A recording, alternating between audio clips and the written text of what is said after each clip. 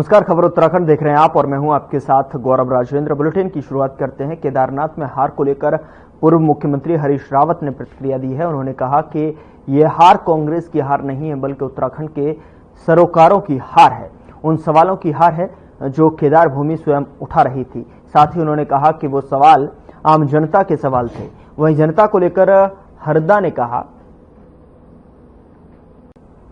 चुनाव के बाद उत्तराखंडी सरोकारों की बात करेंगे, आप भू कानून, महिला सम्मान, पलायन, बेरोजगारी की बात करेंगे, लेकिन उनके लिए जो व्यक्ति खड़ा रहा उनको आप चुनाव में हरा देंगे। पूर्व मुख्यमंत्री ने कहा कि मुझे इस बात की तकलीफ है कि उत्तराखंड किस दिशा में जाना चाहता है।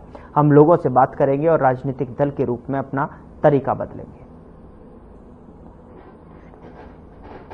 देखिए, मैं नतीजों से चिंताग्रस्त हूं, क्योंकि ये नतीजे ये कांग्रेस की हार नहीं है, ये उत्तराखंड के सरोकारों की हार है और उन सवालों की हार है जिनको केदार भूमि स्वयं उठा रही थी।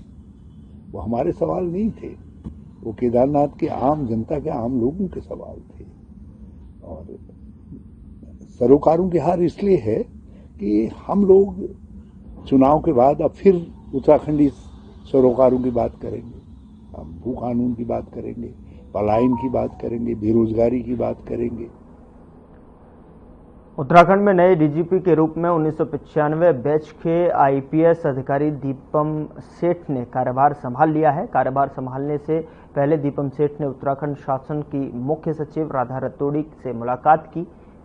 इसके बाद उन्होंने उत्तराखंड के 13वें डीजीपी के रूप में अपना कार्यभार संभाला। पद संभालने के बाद उन्होंने उत्तराखंड के वरिष्ठ पुलिस अधिकारियों के साथ बैठक की और इसके बाद उन्होंने कहा कि उनकी प्राथमिकता उत्तराखंड में अपराध को कम करना, ड्रग फ्री अभियान में तेजी लाना और सीमा पर तैनात जवानों के परिवारों की सुरक्षा करना होगा। इस समय ऐसे सक्षम और प्रोफेशनल फोर्स जो हमारी उत्तराखंड पुलिस की है, उसका नेतृत्व करने का जो एक जिम्मेदारी दी गई है, वो मैं बहुत गौरवान्वित महसूस कर रहा हूँ। और जहाँ तक आपने प्राथमिकताएं की बात करी, तो ट्रेडिशनल पुलिसिंग की बड़ी क्लियर प्रायोरिटीज रहती हैं। जो हमारे लॉ अबाइडिंग सिटीजन्स हैं, जो कानून का पालन करने वाले हैं, उनको कानून व्यवस्था में उनको भरोसा रहे, उनका भरोसा और मजबूत हो। और जो अपराधी हैं, anti national, anti social elements हैं, उनमें अपराध का भय, कानून का भय,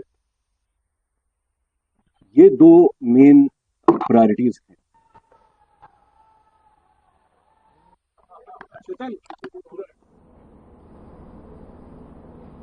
देहरादून के गढ़ी कैंट थाना क्षेत्र के अंतर्गत गाजियावाला में एक घर में अवैध रूप से हाउस पार्टी की जाने के मामले को लेकर पुलिस ने रेड कर 40 लड़के और 17 लड़कियों को धर दबोचा।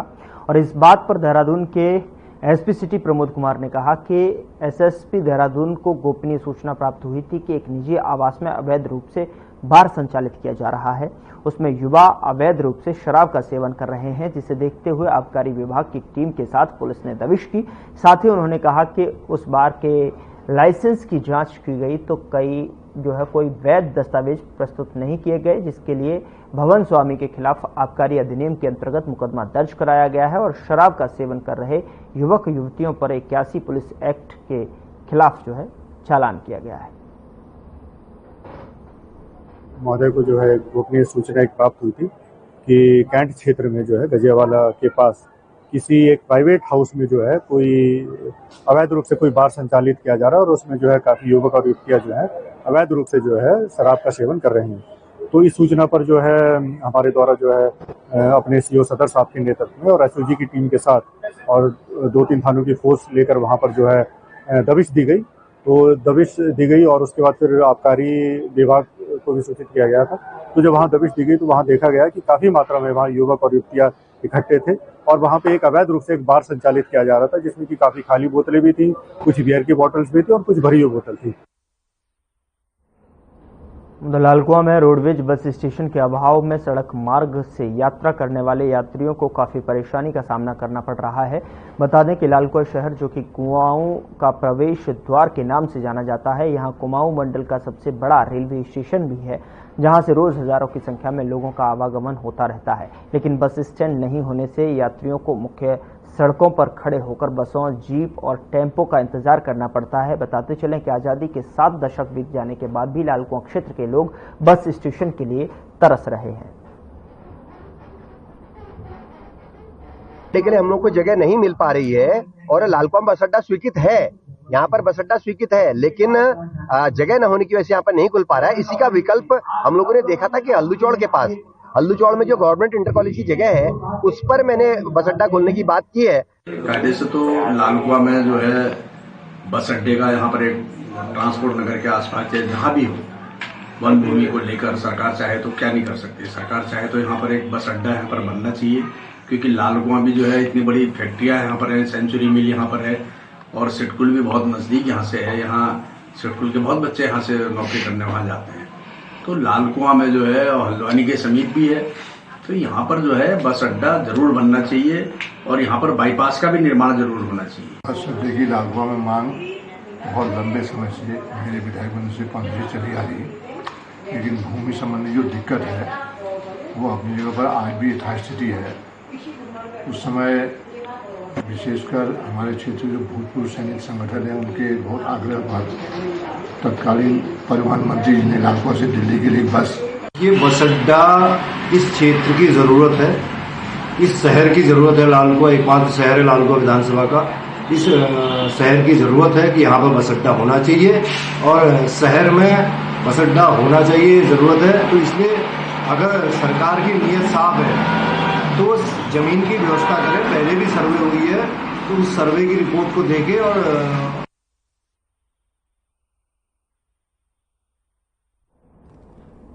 यहाँ रोक रहे हैं एक छोटे से ब्रेक लिए। ब्रेक के उस पार खबरों का सिलसिला लगातार जारी है।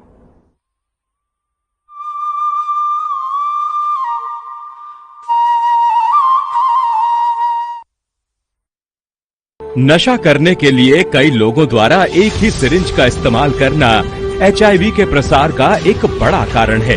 प्रदेश में HIV और एड्स से डटकर मुकाबला करने और इसके प्रसार की रोकथाम हेतु बड़े स्तर पर कार्यक्रम चला रही है उत्तराखंड सरकार। राष्ट्रीय एड्स नियंत्रण कार्यक्रम के तहत उत्तराखंड राज्य एड्स नियंत्रण सोसाइटी पूरे जोरों पर अपनी गतिविधियों का संचालन कर रही है। इंजेक्शन से नशा करने वालों यानी IDU के लिए राज्य में NGO के माध्यम से लक्षित हस्तक्षेप यानी TI प्रोजेक्ट लागू किया जा रहा है। इसके तहत 7 TI NGO के माध्यम से 2000 से अधिक ऐसे लोगों की मदद की जा रही है जो इंजेक्शन से नशा करते हैं। TI कार्यक्रम के तहत इन लोगों को काउंसलिंग, HIV और syphilis screening, abscess management, needle syringe के नुकसान को कम करने वाली सेवाएं जैसी कई जरूरी सुविधाएं प्रदान की जाती हैं। नशीली दवाओं की लत के शिकार लोगों के परिजनों से मिलकर भी उन्हें मोटिवेशनल सपोर्ट दिया जाता है।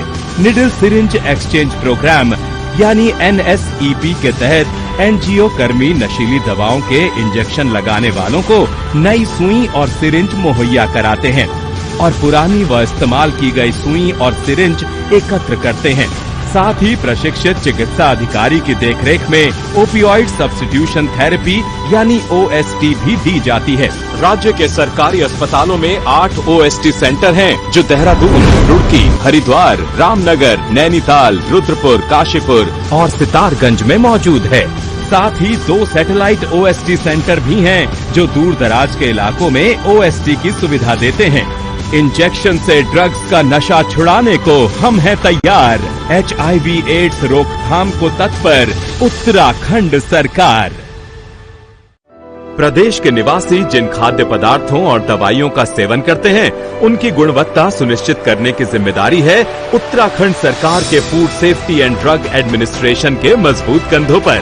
और विगत 5 वर्षों से ये जिम्मेदारी बखूबी ढंग से निभा रही है FDA का नवनिर्मित भवन सहस्त्रधारा रोड देहरादून में मौजूद है। ये सरकारी औषधि परीक्षण प्रयोगशाला दवा के नमूनों के परीक्षण में उपयोग किए जाने वाले नवीनतम और अत्यधिक उन्नत उपकरणों से लैस है। दवा के नमूनों में माइक्रोबियल टेस्ट के लिए नए दिशा निर्देशों के अनुरूप एक नवनिर्मित पूरी तरह सुसज्जित माइक्रोबायोलॉजी लेबोरेटरी भी स्थापित की गई है। इतना ही नहीं, खाद्य नमूनों में अवशिष्ट एंटीबायोटिक दवाओं, कीटनाशक और भारी धातुओं का पता लगाने के लिए GCMS, ICP-MS, LC-MS जैसे उच्च स्तरीय उपकरण भी state food and drug testing laboratory में लगाए गए हैं। FDA समय समय पर बाजार से खाद्य पदार्थों और दवाओं के सैंपल एकत्र कर उनकी बारीकी से जांच करती है, ताकि प्रदेशवासियों की सेहत से ना हो कोई समझौता। 2022-23 में 460 सैंपल में से 80 सैंपल गुणवत्ता टेस्ट में फेल हुए। ड्रग्स कंट्रोल विंग ने नियम तोड़ने वालों पर कार्रवाई करते हुए TNC एक्ट के तहत 6 और NDPS एक्ट के तहत 8 मुकदमे दर्ज किए और 36 आरोपियों को गिरफ्तार किया। इसी तरह फूड सेफ्टी विंग ने वर्ष 2023-24 में 355 मुकदमे दर्ज किए, जिनमें से 345 मामलों के फैसले आ चुके हैं। इनमें से 332 मामलों में जुर्माने लगाए गए, जिनकी कुल राशि 1,04,23,000 है। FDA उत्तराखंड, आपके स्वास्थ्य के सच्चे प्रहरी।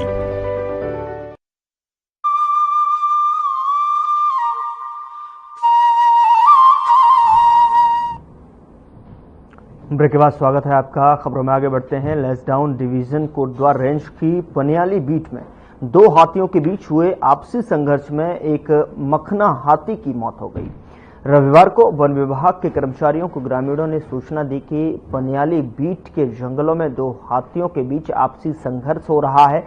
सूचना पर वन विभाग के कर्मचारी मौके पर पहुंचे, लेकिन तब तक तस्कर हाथी अपने दांतों से मखना हाथी के शरीर पर कई वार कर चुका था, जिससे उसकी मौत हो गई।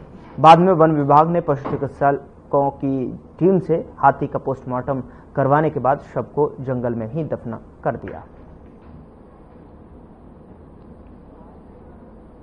तो बीट के अंदर हमें एक हाथी के मारे जाने की सूचना प्राप्त हुई थी, जिसके बारे में स्टाफ ने बताया है कि आपसी संघर्ष में इस हाथी की मृत्यु हुई है। उसके बाद हमारा स्टाफ मौके पे पहुंचा, एरिया को कॉर्डन ऑफ किया। उसके बाद वेटनरी डॉक्टर्स की टीम को हमने बुला लिया है और जो SOP का जो प्रोसीजर है उसके तहत इसका पोस्टमार्टम किया जाएगा और शव निस्तारण किया जाएगा। देहरादून के विश्वविद्यालय में UPS में 22वां दीक्षांत समारोह शुरू हो गया है। आपको बता दें कि मुख्य अतिथि के रूप में केंद्रीय राज्य मंत्री अर्जुन राम मेघवाल, प्रयागराज हाईकोर्ट के न्यायाधीश न्यायमूर्ति JJ मुनीर और उत्तराखंड के महाधिवक्ता SN बाबुलकर ने बतौर मुख्य अतिथि समारोह में प्रतिभाग किया। कार्यक्रम में छात्रों को डिग्री प्रदान की गई, साथ ही उत्कृष्ट प्रदर्शन करने वाले छात्रों को मेडल भी दिया गया। केंद्रीय राज्य मंत्री अर्जुन राम मेघवाल ने सभी छात्रों को बधाई और शुभकामनाएं दी। संविधान बन रहा था तब भी इस दिशा में चर्चा हुई थी, अभी का तो विषय है नहीं। और यूनिफॉर्म सिविल कोड गोवा में पहले से ही लागू है, कोई प्रॉब्लम थोड़ी है। अब उत्तराखंड को बधाई देता हूं कि इन्होंने इस दिशा में बहुत अच्छा कदम उठाया है।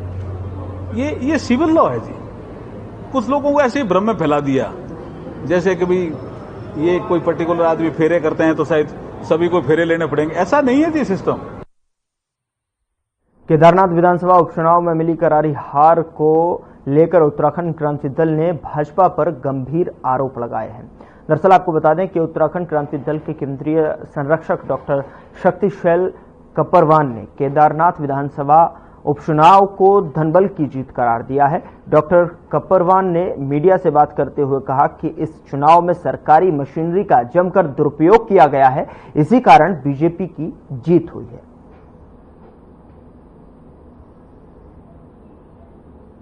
भारतीय जनता पार्टी जीती है जिन कारणों से, ठीक उनके विपरीत कारणों से उत्तराखंड क्रांति दल वहां पर चुनाव है।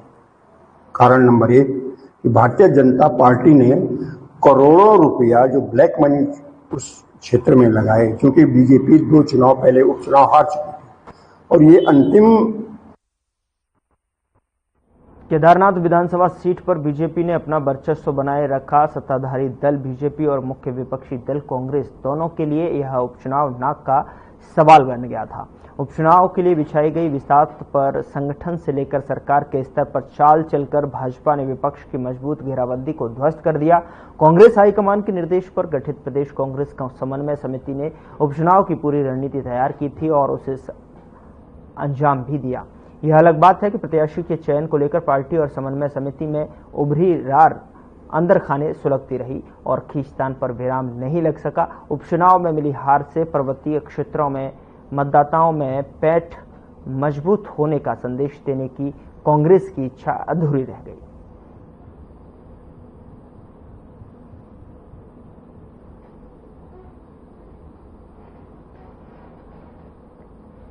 उधर पूर्व मुख्यमंत्री हरीश रावत ने अल्मोड़ा की यात्रा के दौरान क्यारब पर बने डेंजर जोन और कैंची धाम के यातायात की समस्याओं पर चिंता जताई। हरीश रावत ने सरकार से कालाडूंगी से पाटकोट होते हुए कोसी के किनारे अल्मोड़ा तक एक वैकल्पिक मार्ग का निर्माण करने की मांग की है। हरीश रावत ने खेरना से क्यारब तक का इलाका अत्यधिक जोखिम भरा बताया है और कहा कि इस क्षेत्र में पहाड़ियां दरकने के कारण अल्मोड़ा, बागेश्वर और चंपावत की अर्थव्यवस्था पर नकारात्मक प्रभाव पड़ रहा है। उन्होंने कहा कि इन समस्याओं के समाधान के लिए सरकार को तुरंत प्रभावी कदम उठाने चाहिए, नहीं तो यहां की आर्थिक गतिविधियां और पर्यटन पर गहरा असर पड़ेगा।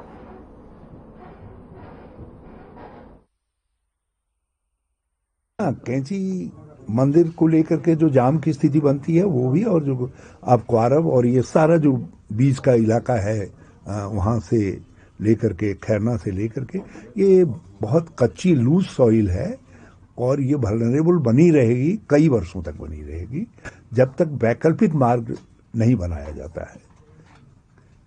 कैंची धाम को ध्यान में रखते हुए कोसी के किनारे किनारे कालाढूंगी से पाटकोट होते हुए कोसी के किनारे किनारे अल्मोड़ा तक वैकल्पिक मार्ग जो है दूसरी तरफ बनाया जाना चाहिए।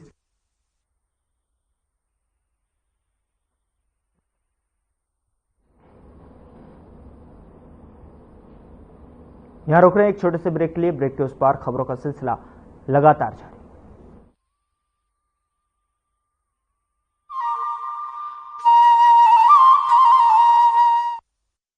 नशा करने के लिए कई लोगों द्वारा एक ही सिरिंज का इस्तेमाल करना HIV के प्रसार का एक बड़ा कारण है।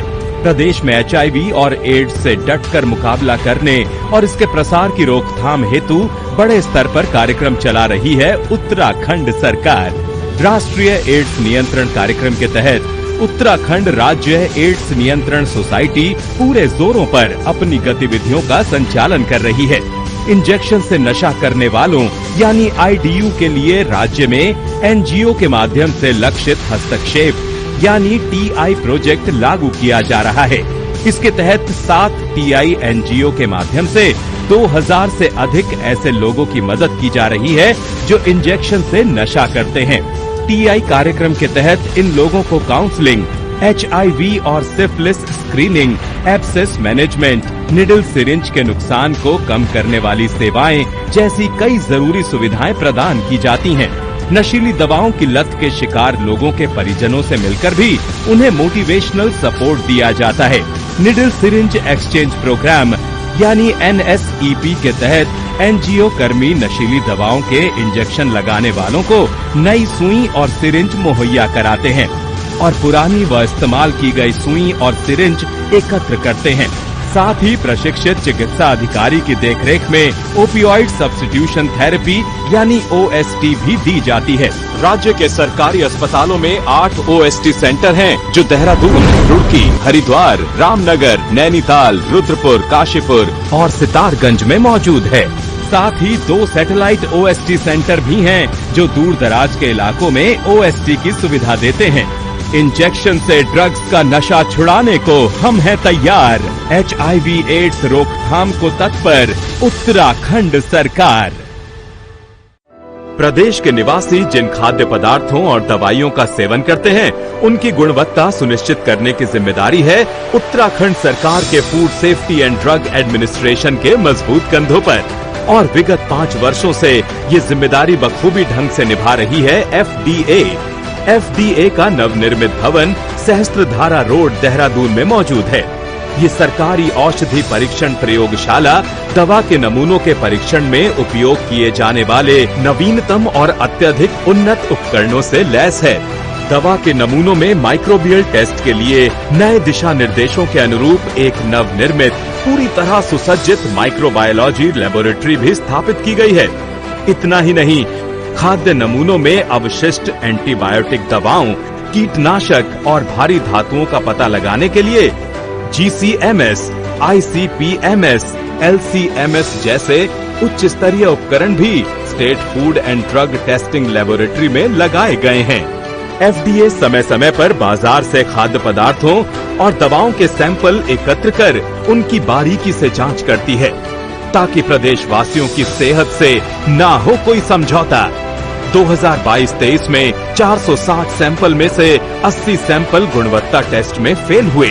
ड्रग्स कंट्रोल विंग ने नियम तोड़ने वालों पर कार्रवाई करते हुए TNC एक्ट के तहत 6 और NDPS एक्ट के तहत 8 मुकदमे दर्ज किए और 36 आरोपियों को गिरफ्तार किया। इसी तरह फूड सेफ्टी विंग ने वर्ष 2023-24 में 355 मुकदमे दर्ज किए, जिनमें से 345 मामलों के फैसले आ चुके हैं।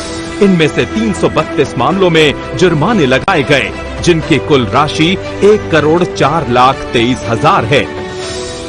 FDA उत्तराखंड, आपके स्वास्थ्य के सच्चे प्रहरी।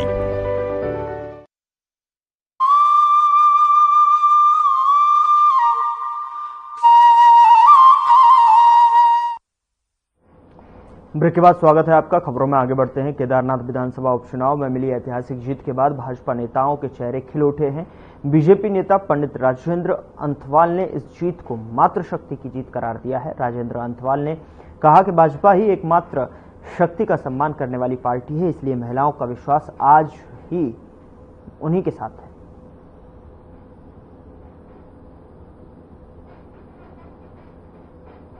केदार बाबा के आशीर्वाद की जीत है और जो महिला शक्ति हमें, चाहे महाराष्ट्र हो, चाहे उत्तर प्रदेश हो, चाहे केदारनाथ हो, जहाँ ये सबको पता लग गया है कि महिला का सम्मान केवल भारतीय जनता पार्टी कर सकती है।